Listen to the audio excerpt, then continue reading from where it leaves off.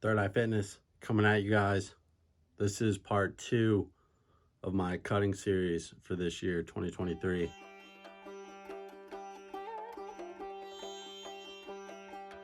I wanted to give you guys an update.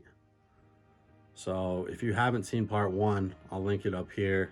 Kind of gives my overview of how I'm doing this cut, just some general things. I'm going to be trying to put out updates pretty regularly, letting you guys know. I'll post some physique photos too, so you guys kind of know how I'm looking. 5'10". I weighed myself this morning. I'm 171 pounds. So from the last video, I've lost 4 pounds. It's been about a week and a half, maybe 2 weeks since I started cutting. Now keep in mind, that sounds like kind of a lot of weight to lose in a short period of time, but a lot of that weight is water weight. And that's because carbs, when you eat carbs, you hold on to water. So when you start cutting those carbs out, you will lose some of the water that you're holding. Now, I don't believe I lost 4 pounds of body fat, but my total weight now is about 4 pounds lighter than when I started. So strength, still maintaining my strength. I'm still hitting the same numbers I did towards the end of my bulk. Definitely feeling more strain hitting that weight, right? Because I don't have as much carbs, as much glycogen in my system, just because I'm dropping my carbs a little bit. Carbs are still really high though, but I will continue cutting my carbohydrates out. I'll cut them even a little more this week. So last week when I started, I probably was hitting around 3,500 calories a day. I'm probably going to drop that down to maybe 3,300, maybe even 3,200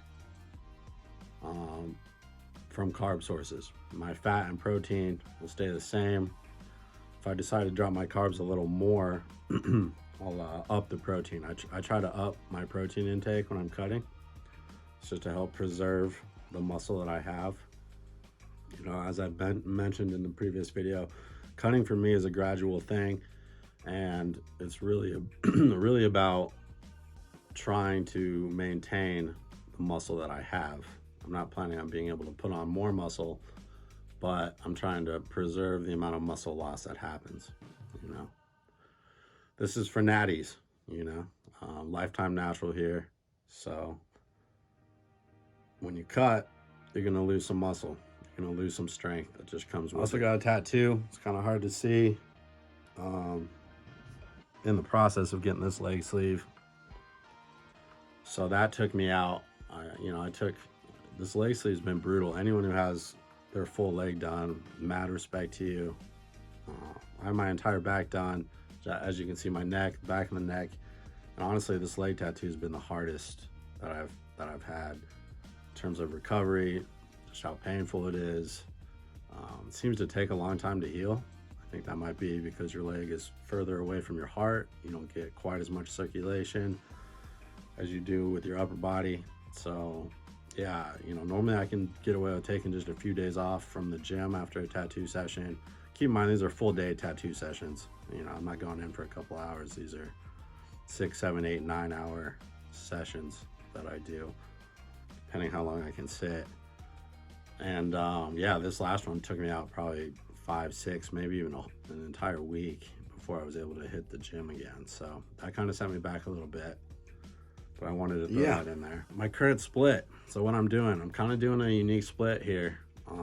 First time I've ever tried this in my life. Everyone's heard of the push-pull legs. This is just push-pull, and legs are every day. So on my pull days, which would be back, buys, rear delts, I'm also doing hamstrings, glutes, calves. And you know, I start out with legs because they're the hardest one, and then I'll move into upper body when I finish with legs. Push day, chest, tris, front delts, quads, calves. Again, starting out with legs and then moving into upper body. Now, I do a 4-day split, if that makes sense. So one of the push-pull days with legs is really strength focused. So I'm trying to lift really heavy weight, not so concerned about the reps. You know, still try to hit 5 reps minimum. I don't like doing like 1 rep maxes, especially when I'm cutting.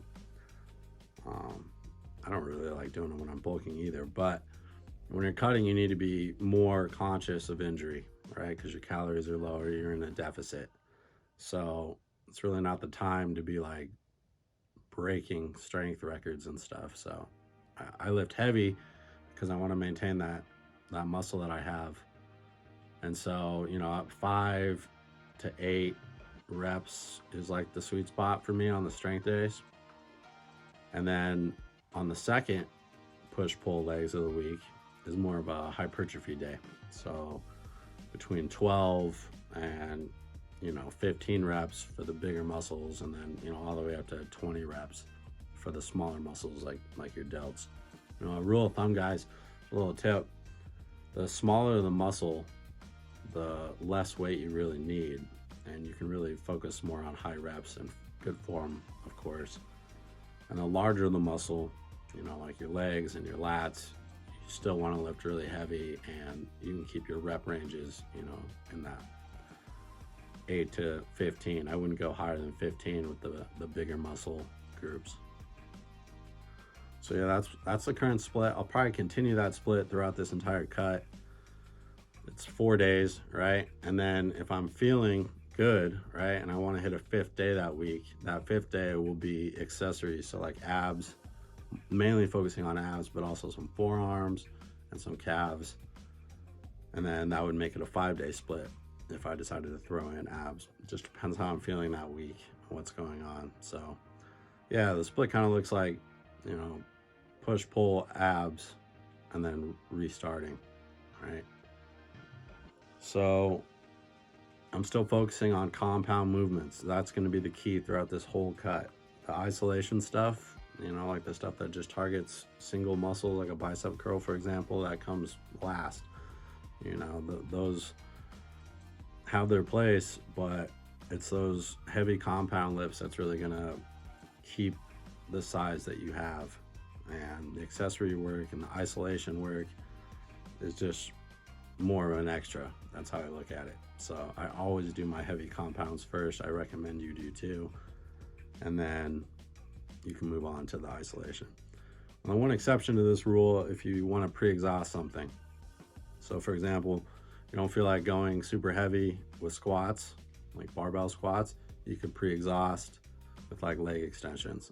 I'm not too big on pre-exhausting just because, you know, my squats and deads aren't super heavy. So I don't feel like I need to really pre-exhaust them to drop that more.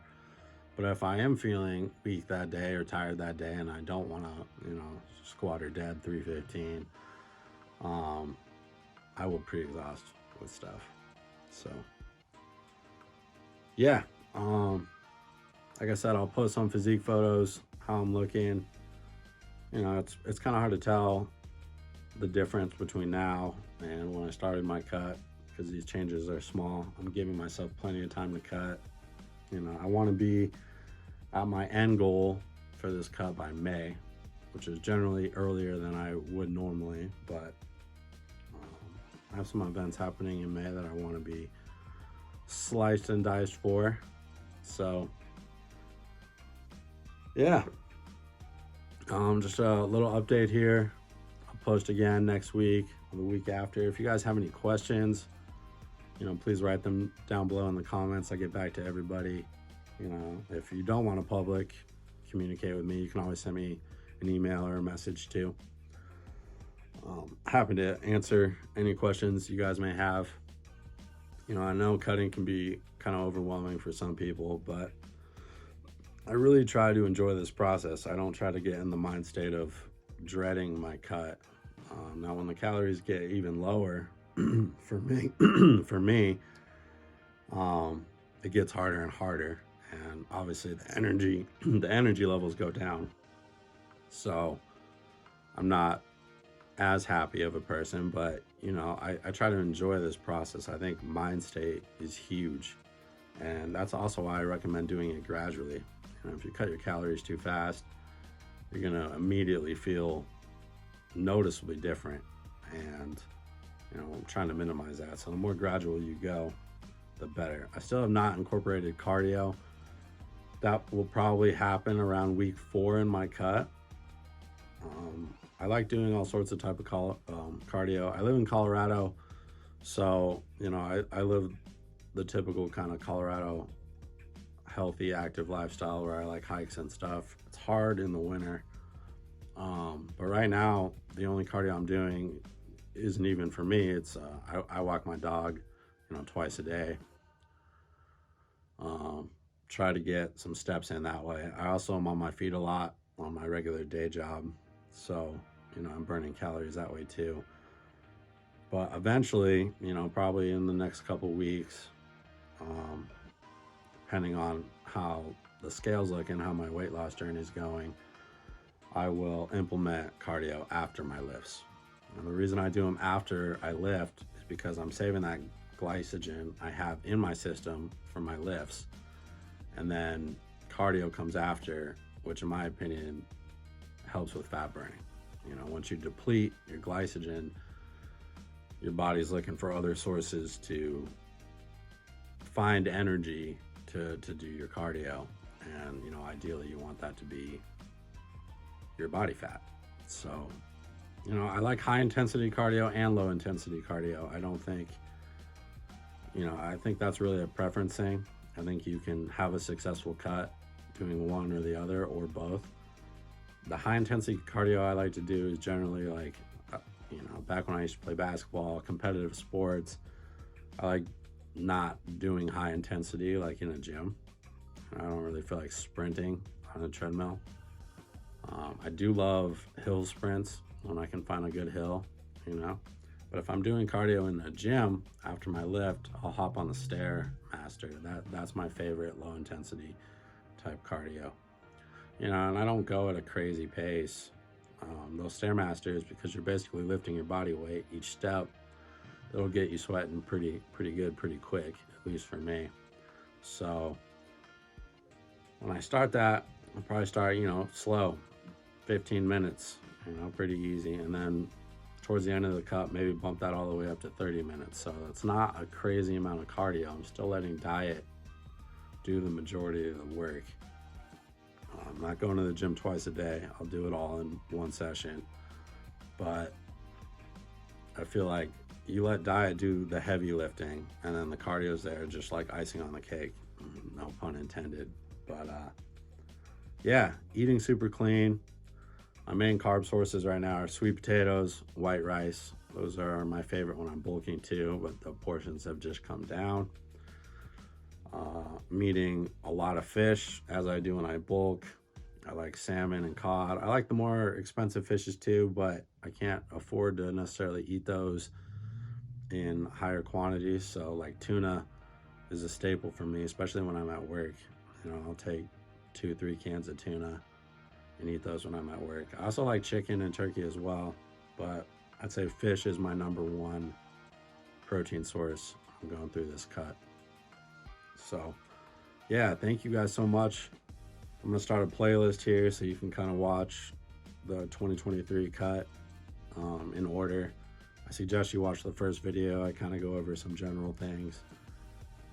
And yeah, I think that's about it. Like I said, I was about 171 pounds this morning. Started this cut at 175 pounds. It's a 4-pound loss in roughly 2 weeks.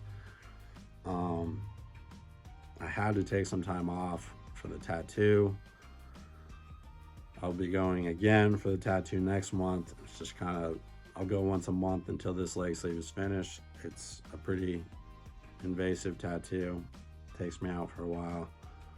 But yeah, I use that just as recovery days. And the days I don't work out, like when I'm recovering from the tattoo, my calories aren't super high. Well, they'll be on the lower end of the spectrum just because I'm not burning as much energy. So yeah, appreciate you guys so much. Thanks for liking and following, subscribing. If you guys enjoy this, please let me know. I think I have regular genetics. I think I can be kind of a boilerplate cut for a lot of people. So I hope this helps you guys in your cut going into summer, spring, whenever you guys decide to cut. But thank you guys so much.